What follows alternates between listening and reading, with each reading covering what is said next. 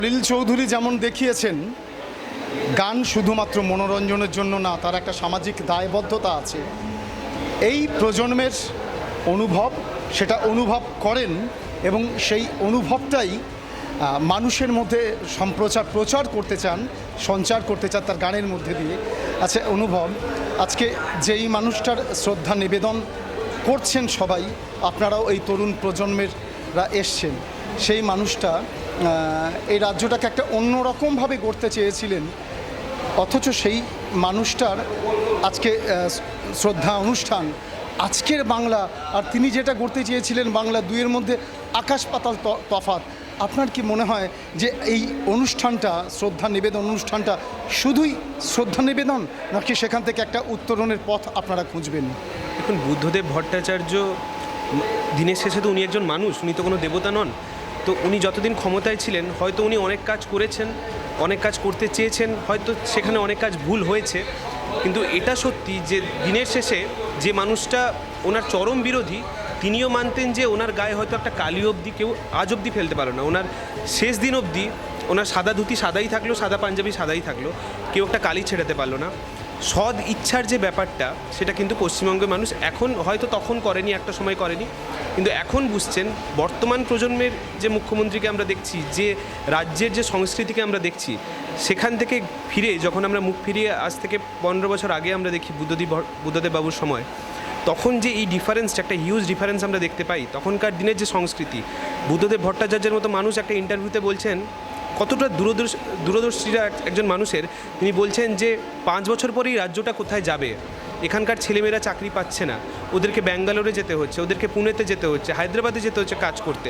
বাংলার মানুষ বাংলায় কাজ পাচ্ছে না। আমার কথাটা এখানে, এই যে আজকের এই যে শ্রদ্ধা তর্পণের যে অনুষ্ঠানটা, সেটা কি শুধু তারই মধ্যেই বাঁধা থাকবে, নাকি একটা আলোর দিশা থাকবে বলে আপনার মনে হচ্ছে? এই বইটা দেখিয়ে আমি উত্তরটা দিতে চাই যে স্বপ্ন দেখব বলে। আমি শুধু এখানে এসেছি, ওনার ব্যাপারে তো আমরা সবাই শুনবো কি ওনার, আমরা তো দেখুন, আমরা তো ছোট বয়স, আমরা তো খুব যে একটা বুদ্ধদেব ভট্টাচার্যের রাজনীতি দেখে বড় হয়েছি তা নয়, আমরা গল্প শুনেছি। আমরা মানে বুদ্ধদেব ভট্টাচার্যের কাকা বলেছেন যে প্রাণপণে এ পৃথিবীর সরাবো জঞ্জাল ছাড়পত্র কবিতায়। এখানেও তো সেরকম একটা ইঙ্গিত বলবো না, একটা স্পষ্ট আভাস। হ্যাঁ নিশ্চয়ই। আর যে মানুষগুলো এই ওনার পথ দেখে পথ অনুসরণ করে এগিয়ে যাচ্ছেন, সেটাই এই বইয়ের মাধ্যমে স্পষ্ট যে আমরা স্বপ্ন দেখতে আজকে এসেছি। ওনার হাত ধরে উনি যে স্বপ্নগুলো আমাদের দেখাতে শিখিয়েছেন, সেই স্বপ্নকে আমরা আগামী দিনে যাতে বই নিয়ে যেতে পারি, যাতে এগিয়ে নিয়ে যেতে পারি, এই রাজ্যকে, এই ভারতবর্ষকে, এই দেশকে যেন ওনার আদর্শে আমরা যেন এগিয়ে নিয়ে যেতে পারি, একটা কালিমামুক্ত একটা রাজ্য, একটা দেশকে আমরা মানুষকে উপহার দিতে পারি, সেই দৃষ্টিভঙ্গিতেই আজকে এখানে আসা। ধন্যবাদ। অনুভব মাইতি স্পষ্টভাবে এই প্রজন্মের প্রতিনিধি, গানে গানে চারপাশটাকে সুন্দর করতে চান, তার গানে শ্লেষ আছে, কিন্তু কদর্যত যে অবস্থা, সেটাকে সরিয়ে দেবার জন্য, তাকে ব্যক্তি আক্রমণের জন্য না, স্পষ্টভাবে তিনি বললেন যে শপথ অনুষ্ঠান আসলে একটা স্বপ্ন দেখার স্পর্ধা, যে স্বপ্ন ব্যক্তি বা দল কেন্দ্রিক নয়, সামগ্রিকের একটা স্বপ্ন, সেটাকে বাস্তবায়নের কথা উনি বললেন। আজকের অনুষ্ঠান, এই শ্রদ্ধা নিবেদন অনুষ্ঠান যেন তারই একটা লাইন দিয়ে আমি এই ইন্টারভিউটা শেষ করতে চাই, যে রাজার হলো খুব অসুখ, খুঁজছে সবাই রাজার মুখ। ধন্যবাদ। রাজার, আমরা ছেলেবেলায় পড়েছি সুকুমার রায়, রাজার অসুখ, তারই একটা ইঙ্গিত এখানে দিয়ে গেল যে অসুখ। এই শ্রদ্ধা নিবেদনের আয়োজনে যেন সেই বার্তাটাই আরও স্পষ্ট হলো।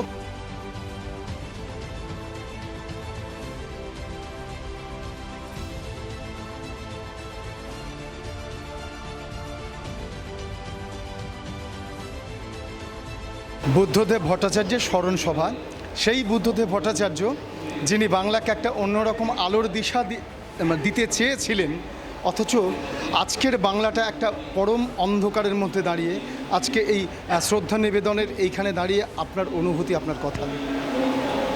আপনাদের যা জিজ্ঞাসা আছে 32-এর কালীঘাটে গিয়ে জিজ্ঞাসা করুন। আজকে বাংলার যে অবস্থার মধ্যে দাঁড়িয়ে আছে, সবটার মূলে ওই ভদ্রমহিলা।